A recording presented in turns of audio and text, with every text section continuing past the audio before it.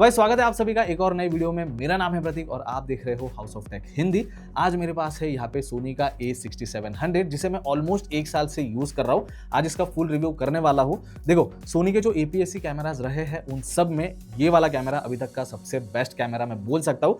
Value for money camera है, लेकिन ऐसी कौन सी चीजें हैं जो इसे वैल्यू फॉर मनी साबित करती है, इस वीडियो को देखने के बाद आपको पता चल जाएगा। बहुत सी चीजें आप सभी के साथ शेयर करने वाला हूँ, तो वीडियो एंड तक जरूर देखिएगा। लेकिन आगे बढ़ने से पहले अगर आप चैनल पर नए हो पहले सब्सक्राइब जरूर कर दीजिए। वीडियो स्टार्ट करते हैं। गाइस, रिव्यू स्टार्ट करने से पहले बताना चाहूंगा कि मैंने नीचे टाइम स्टैम्प्स दिए हैं, तो आपको किसी बात पे डायरेक्टली जाना होगा तो आप जा सकते हो। साथ ही साथ ये कैमरा अगर आपको पसंद आता है और आपको बाय करना होगा तो इसके बेस्ट बाइंग लिंक्स आपको नीचे डिस्क्रिप्शन में मिल जाएंगे, जरूर से चेक कर लेना। अब अनबॉक्सिंग में टाइम वेस्ट नहीं करेंगे, लेकिन बॉक्स के अंदर क्या क्या मिलता है शॉर्ट में मैं आपको बता देता हूँ। सबसे पहले तो बॉक्स अगर आप ओपन करते हो, आपने सिर्फ बॉडी बाय किया होगा तो कैमरा बॉडी आपको मिल जाएगी, लेकिन आपने किट लेंस के साथ बाय किया है तो किट लेंस भी आपको एडिशनली मिल जाएगा।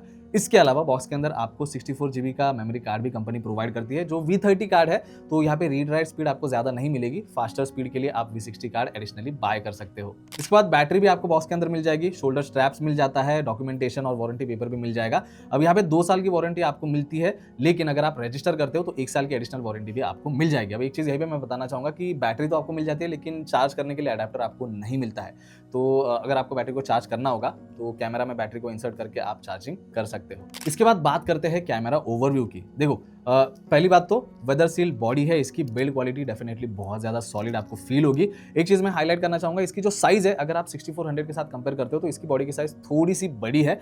ग्रिप इसका बहुत ज्यादा अच्छा है। 6400 में ग्रिप इतना ज्यादा अच्छा नहीं है। ये जो है पकड़ने में थोड़ा सा सिक्योर फील होता है, तो आपको एक कॉन्फिडेंस डेफिनेटली आ जाएगा। नो डाउट बिल्ड अच्छा है। बाकी चीज़ों की अगर मैं बात करूँ तो फ्रंट साइड पे यहाँ पे स्टीरियो माइक आपको मिल जाता है, टॉप पे आपको स्पीकर मिल जाएंगे। इसके जो बैक साइड के बटन का लेआउट है वो आपको सिमिलर देखने मिल जाएगा 6400 की तरह ही, लेकिन कुछ एडिशनल बटन्स भी इसके अंदर आपको मिल जाते हैं। जैसे ऊपर जहाँ पे आपको डायल मिलता है वहाँ पे आपको एक डेडिकेटेड डायल भी दिया गया है, जहाँ पे आप फोटो, वीडियो और SNQ मोड में जो है स्विच कर सकते हो। अब यहाँ पे जो ऑन ऑफ वाला बटन है उसके सामने आपको एक डायल और मिल जाता है, जिसकी मदद से आप शटर स्पीड भी कंट्रोल कर सकते हो, अपर्चर कंट्रोल करना होगा तो वो भी कर सकते हो। मल्टीपल चीजों के लिए आप उसे यूज कर पाओगे। कस्टम बटन्स भी आपको इसके ऊपर मिल जाते हैं, C1, C2, C3। अब इनके जो फंक्शंस है वो आप सेटिंग में जाके चेंज भी कर सकते हो। इसके बाद बात करूं पोर्ट्स की, तो लेफ्ट हैंड साइड में सबसे बॉटम में आपको माइक्रो HDMI पोर्ट मिल जाता है, उसके बगल में आपको हेडफोन पोर्ट मिल जाएगा। तो अगर आपको वीडियो रिकॉर्डिंग के दौरान ऑडियो को मॉनिटर करना है तो यहाँ पे आप हेडफोन कनेक्ट कर सकते हो। उसके ऊपर आपको यहाँ पे SD कार्ड स्लॉट मिलता है, तो हाँ भाई, इसका कार्ड स्लॉट साइड में मिलता है, जो अच्छी चीज़ है। 6400 की अगर मैं बात करूँ तो उसमें बैटरी के साइड में आपको कार्ड इंसर्ट करने का ऑप्शन मिल जाता है। सबसे ऊपर यहाँ पे आपको Type-C पोर्ट मिल जाएगा, जिसकी मदद से आप इसे चार्ज भी कर सकते हो। लाइव स्ट्रीमिंग अगर आपको करना होगा तो Type-C का पोर्ट आप यूज कर पाओगे, और माइक का पोर्ट भी आपको यहीं पे मिल जाता है। इसके बाद एक चीज मैं हाईलाइट करना चाहूंगा बटन के मामले में, इसका रिकॉर्डिंग बटन जो है वो ऊपर के साइड पे दिया गया है, तो एक्सेस करने के लिए बहुत ज्यादा इजी है। 6400 की अगर मैं बात करूं तो उसका रिकॉर्डिंग बटन यहाँ पे पीछे मिलता था और वो छोटा था, तो उसे एक्सेस करने में थोड़ा सा प्रॉब्लम होता था, लेकिन इसमें वो प्रॉब्लम नहीं होगा। इसमें आपको व्यू फाइंडर भी मिल जाता है और ऊपर आपको हॉट शू माउंट भी मिल जाएगा। तो एक्सटर्नल माइक या फ्लैश आपको कनेक्ट करना होगा तो यही से आप कर सकते हो। वैसे आगे बढ़ने से पहले दोस्तों, इसका जो इंटरनल माइक है उसका आउटपुट कैसा है सुन लीजिए। हाँ तो भाई, ये जो फुटेज आप देख रहे हो ये मैं शूट कर रहा हूँ सोनी के A6700 कैमरा से, और सिग्मा लेंस यहाँ पे यूज हो रहा है 16mm वाला। अब ऑडियो की अगर मैं बात करूँ तो इसी के इंटरनल माइक्रोफोन से ये ऑडियो रिकॉर्ड हो रहा है। तो स्टूडियो एनवायरनमेंट में अगर आप इसका माइक यूज करते हो तो कुछ इस तरह का आउटपुट आपको मिल जाएगा। एक और चीज इसके अंदर अच्छी है और वो है इसका डिस्प्ले। सबसे पहली बात तो ये 6000 सीरीज का पहला ऐसा कैमरा है जो फुल्ली आर्टिकुलेटिंग डिस्प्ले के साथ आता है, और सिर्फ इतना ही नहीं, ये फुल टच भी सपोर्ट करता है। तो मेन्यू के बीच में भी आप स्विच कर सकते हो, टच की मदद से आप बहुत सारी चीजें कंट्रोल कर सकते हो। टच की मदद से टच आपको ऑन रखना है, ऑफ रखना है, उसका भी ऑप्शन आपको मिल जाता है। अब 6400 की अगर मैं बात करूं तो उसमें पार्शियल टच मिलता था, तो जूम इन जूम आउट करने के लिए सिर्फ आप टच का इस्तेमाल कर सकते थे, लेकिन मेन्यू के बीच में अगर आपको स्विच करना होगा तो वो चीज उसमें पॉसिबल नहीं थी।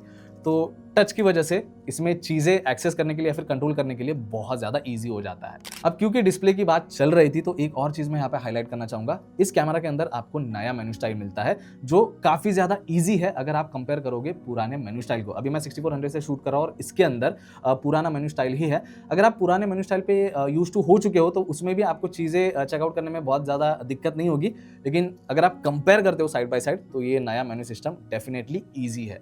अब बात करते हैं इसके स्पेसिफिकेशन और फीचर्स की। देखो, सबसे पहली चीज तो सेंसर की अगर मैं बात करूं तो इसके अंदर आपको 26 मेगापिक्सल का XMOR-R CMOS सेंसर मिलता है बायोन्स XR प्रोसेसर के साथ। ये सेम सेटअप आपको सोनी का जो सिनेमा लाइन कैमरा है FX30 उसके अंदर मिलता है। तो डेफिनेटली क्वालिटी के मामले में आपको कोई कॉम्प्रोमाइज़ नहीं करना पड़ेगा। सिनेमा लाइन का प्रोसेसर इसके अंदर आपको मिल रहा है और सेंसर मिल रहा है, ये एक अच्छी चीज़ है। एक और चीज़ मैं यहाँ पे हाईलाइट करना चाहूँगा, इसका जो सेंसर है वो 6K फुटेज कैप्चर करता है और उसे डाउन सैंपल करता है 4K में। तो डेफिनेटली आपको बहुत ज़्यादा डिटेल्स यहाँ पे मिल जाएंगे। और एक और अच्छी चीज़ इस कैमरा के अंदर ये है कि ये 10 बिट फुटेज कैप्चर कर सकता है। और कलर फॉर्मेट की बात करूँ तो 420 और 422 फॉर्मेट आपको मिल जाएगा। तो कलर ग्रेडिंग में अगर आपको इंटरेस्ट है तो डेफिनेटली आपको बहुत ज़्यादा कलर्स के ऑप्शन मिल जाता है, क्योंकि 10 बिट फुटेज है। 6400 की अगर मैं बात करूँ तो इसमें 8 बिट फुटेज है। तो 8 बिट फुटेज और 10 बिट फुटेज को अगर आप कंपेयर करते हो कलर ग्रेडिंग के हिसाब से, तो 10 बिट फुटेज में आपको ज़्यादा कलर के ऑप्शंस मिल जाते हैं। इसके बाद बात करूँ अगर मैं वीडियो रिकॉर्डिंग की, तो भाई इस कैमरा के अंदर आपको 4K 60 और 120 FPS का भी ऑप्शन मिल जाता है, जो बहुत ही बड़ी बात है। क्योंकि अगर मैं बड़े कैटेगरी के कैमरास पकड़ूँ सोनी के A7 IV के अंदर भी आपको 4K at 60 FPS का ही ऑप्शन मिलता है। तो इसमें 120 FPS का ऑप्शन मिलना बहुत ही बड़ी बात है, जिस हिसाब से इसका प्राइस है। इसके बाद दोस्तों इस कैमरा के अंदर आपको सोनी का AI चिप भी मिलता है, जो कुछ AI फीचर्स आपको बेसिक तौर पे प्रोवाइड करेगा। जैसे कि AI ऑटो फोकस का ऑप्शन आपको मिल जाता है। ऑटो फोकस इस कैमरा का सबसे बड़ा प्लस पॉइंट है। किसी भी ऑब्जेक्ट को आप सामने लेकर आते हो तो आप देख सकते हो ये बहुत ज़्यादा फोकस हंट नहीं करता है। साथ ही साथ जो फोकस स्विच करने का स्पीड है इसका, वो भी बहुत ज़्यादा फास्ट है। एक और चीज़ यहाँ पे अच्छी है इस कैमरा के अंदर कि आपको मल्टीपल ऑब्जेक्ट सिलेक्ट करने के ऑप्शन मिल जाते हैं। जैसे कि ह्यूमन सब्जेक्ट तो आप सिलेक्ट कर ही सकते हो, लेकिन बर्ड्स का ऑप्शन आपको मिल जाता है और भी कई सारे ऑप्शन आपको मिल जाएंगे। तो फोकस के मामले में डेफिनेटली ये कैमरा बहुत ज़्यादा बेस्ट है। इसके बाद दोस्तों ऑटो फ्रेमिंग का भी एक फीचर इसके अंदर आपको मिल जाता है AI की वजह से। अब ऑटो फ्रेमिंग अगर आपने ऑन किया है और कैमरा के सामने जो भी सब्जेक्ट है, मोस्टली कैमरा ट्राई करता है उस सब्जेक्ट को सेंटर में रखने के लिए। सब्जेक्ट अगर मूव भी करता है तो कैमरा उसके मूवमेंट को ट्रैक करेगा। तो स्क्रीन के ऊपर आप जो फुटेज देख रहे हो वो इसी कैमरा से है और वो ऑटो फ्रेमिंग ऑन करने के बाद ही लिया है। तो आप देख सकते हो किस तरीके से ये सब्जेक्ट को फॉलो करता है। अब एक और चीज़ यहाँ पे मैं हाईलाइट करना चाहूँगा कि जो क्रॉप का रेशियो है वो भी आप आपके हिसाब से एडजस्ट कर सकते हो या फिर सिलेक्ट कर सकते हो। साथ ही साथ ऑटो फ्रेमिंग का जो ट्रैकिंग स्पीड है उसे भी आप चेंज कर पाओगे। दोस्तों वीडियो यहाँ तक देख रहे हो, वीडियो आपको हेल्पफुल लग रही है तो वीडियो को लाइक और चैनल को सब्सक्राइब जरूर कर देना। अब बात करते हैं इसके फुटेज के क्वालिटी की। इसका जो सेंसर है काफ़ी अच्छी क्वालिटी आपको प्रोवाइड करता है, चाहे आप फोटोग्राफी में इसे यूज़ करना चाहते हो या फिर वीडियोग्राफी में। कुछ फुटेजेस आप स्क्रीन के ऊपर चेकआउट कर सकते हो। हैंड हेल्ड शॉट में भी आपको ऐसा कोई भी प्रॉब्लम नहीं होना चाहिए, क्योंकि इसके अंदर ऑप्टिकल 5 एक्सिस इमेज स्टेबलाइजेशन का ऑप्शन भी मिल जाता है। तो हैंड हेल्ड शॉट अगर आप लेते हो तो बाद में आप पोस्ट में उसे स्टेबलाइज भी कर सकते हो। हालांकि स्टेबलाइजेशन के 2 ऑप्शन आपको मिल जाएंगे, स्टैंडर्ड और एक्टिव। एक्टिव पे अगर आपने सेट किया है तो फुटेज थोड़ी सी ज़्यादा क्रॉप इन हो जाएगी, लेकिन जैसे बताया इन बॉडी स्टेबलाइजेशन का ऑप्शन है तो पोस्ट में आप आराम से इसे स्टेबलाइज कर पाओगे। फुटेज की क्वालिटी काफ़ी अच्छी निकल के आती है। अगर मैं ISO रेंज की बात करूँ तो नेटिव ISO इसका 100 से लेकर 32,000 तक का है, जो कि काफ़ी सही है। अब बात करूं मैं पिक्चर प्रोफाइल की, अगर आपको कलर ग्रेडिंग करना पसंद है तो भाई S-Log 3 का ऑप्शन भी इसके अंदर आपको मिल जाता है, जिस पे शूट करके आप बाद में कलर ग्रेडिंग कर सकते हो अपने हिसाब से। अगर आपको कलर ग्रेडिंग में टाइम वेस्ट नहीं करना है तो यहाँ पे S-CineTone का भी ऑप्शन आपको मिल जाता है, जो एक सिनेमा लुक आपको प्रोवाइड कर देगा। और रेजोल्यूशन का तो मैंने ऑलरेडी आपको बता दिया है कि इस कैमरा से आप 4K 25-30 FPS पे तो शूट कर ही सकते हो, लेकिन आपको स्लो मोशन अगर शूट करना होगा तो 60 FPS और 120 FPS का ऑप्शन भी मिल जाता है। अभी कैमरा हीटअप होता है या नहीं ये बैटरी वाले सेक्शन में मैं आपको बता दूंगा। अब क्योंकि 120 FPS की बात चल रही है तो एक चीज मैं और हाईलाइट करना चाहूंगा, अगर आप 120 FPS इस पे सिलेक्ट करते हो और आपके पास V30 या फिर V60 वाला कार्ड है तो यहाँ पे स्क्रीन के ऊपर ये आपको मैसेज दिखा देगा कि you have to use higher card than V60। तो 120 FPS के लिए इस चीज़ का जरूर से ध्यान रखना। इसके बाद और एडिशनल फीचर्स की अगर मैं बात करूं तो इस कैमरा को कंट्रोल करने के लिए आप एप्लीकेशन भी यूज कर सकते हो, जो है सोनी का क्रिएटर्स एप्लीकेशन। ये आपको प्ले स्टोर ऐप स्टोर पे मिल जाएगा। पेयरिंग प्रोसेस बहुत ही ज़्यादा सिंपल है। ये एप्लीकेशन किस कैमरा को सपोर्ट करता है उसकी लिस्ट भी मैं आपको स्क्रीन के ऊपर दिखा दूंगा, आप देख सकते हो। आपके पास इनमें से कोई भी कैमरा है तो क्रिएटर्स ऐप आप यूज कर सकते हो। और इस एप्लीकेशन का फायदा ये है कि एक जगह पे बैठ के आप फुटेज तो मॉनिटर कर ही सकते हो कि किस तरीके से फुटेज आ रही है, लेकिन बाकी सारी चीज़ें भी कंट्रोल कर सकते हो। अगर आपको वीडियो को ऑन करना है, ऑफ करना है, वो भी आप कर पाओगे। शटर स्पीड, ISO, अपर्चर, ये सारी चीज़ें अगर आपको चेंज करनी होगी तो एक जगह पे बैठ के आप एप्लीकेशन थ्रू ये सारी चीज़ें चेंज कर सकते हो। सेटिंग्स में अगर आप जाते हो तो वहाँ पे और एडिशनल सेटिंग्स के ऑप्शन आपको मिल जाएंगे। अब इस कैमरा के अंदर जो टाइप सी का पोर्ट आपको मिलता है दोस्तों, उससे चार्जिंग तो आप कर ही सकते हो, लेकिन अगर आपको स्ट्रीमिंग भी करना होगा तो 4K at 25 या 30 FPS पे आप स्ट्रीमिंग कर सकते हो। इसके बाद दोस्तों बात करते हैं बैटरी की। 6700 के अंदर आपको बड़ी बैटरी मिलती है, इसका मॉडल नंबर है NP-FZ100। यही सेम बैटरी आपको सोनी के बड़े कैमरास के अंदर भी मिल जाएगी। अब साइज कंपैरिजन की अगर मैं बात करूं तो जो 6400 मैं यूज कर रहा हूं अभी फिलहाल के लिए, इसके अंदर NP-FW50 बैटरी आती है। तो साइज डिफरेंस आप देख सकते हो। FW50 जो है छोटी है साइज में और FZ100 यहाँ पे साइज में बड़ी है, तो डेफिनेटली आपको एक्स्ट्रा बैटरी बैकअप यहाँ पे मिल जाएगा। रिकॉर्डिंग लिमिट की अगर मैं बात करूँ तो एज सच कोई भी रिकॉर्डिंग लिमिट इसके अंदर नहीं है, जैसे बाकी जगहों पे आपको देखने मिल जाता है कि 30 मिनट्स का यहाँ पे रिकॉर्डिंग लिमिट है, लेकिन इसके अंदर ऐसा एज सच कुछ भी नहीं है। जब तक मेमोरी कार्ड फुल नहीं हो जाता या फिर बैटरी कंप्लीटली ड्रेन आउट नहीं हो जाती तब तक आप इससे रिकॉर्डिंग कर सकते हो।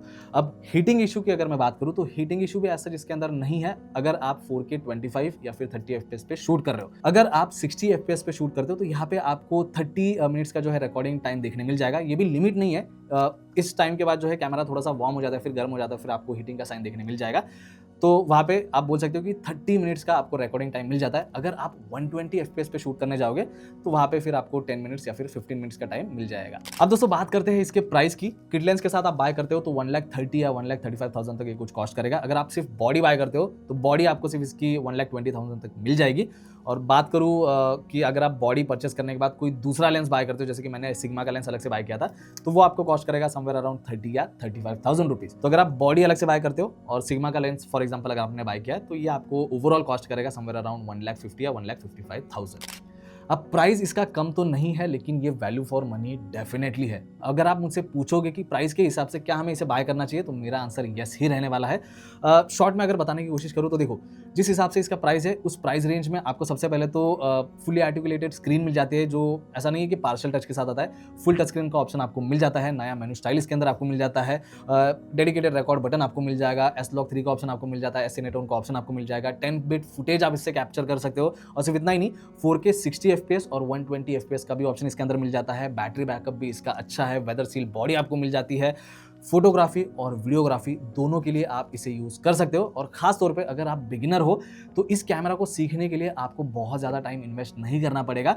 बस चीज़ों को परफेक्ट करने के लिए आपको टाइम लग सकता है, लेकिन हाँ, ईज ऑफ यूज डेफिनेटली इस कैमरा के अंदर है। और जिस हिसाब से इसका प्राइस है, बहुत ज़्यादा वैल्यू ये कैमरा प्रोवाइड करता है। और 1 साल से मैं इसे यूज़ कर रहा हूँ, तो उस बेसिस पे मैं बोल सकता हूँ यस, ये डेफिनेटली एक बहुत सही ऑप्शन होगा अगर आपका इतना बजट है तो। वैसे दोस्तों ये कैमरा आपको पसंद आया होगा और बाय करना होगा तो इसके लिंक्स आपको नीचे डिस्क्रिप्शन में मिल जाएंगे, जरूर से चेक कर लेना। और यही था आज के इस वीडियो के लिए। वीडियो अगर आपको अच्छा लगा है, हेल्पफुल लगा है, तो वीडियो को लाइक भी कर दीजिए और जाने से पहले सब्सक्राइब भी कर दीजिए। आप बिल्कुल भी सब्सक्राइब नहीं कर रहे हो। बाकी मैं मिलता हूँ नेक्स्ट वीडियो में। Thank you.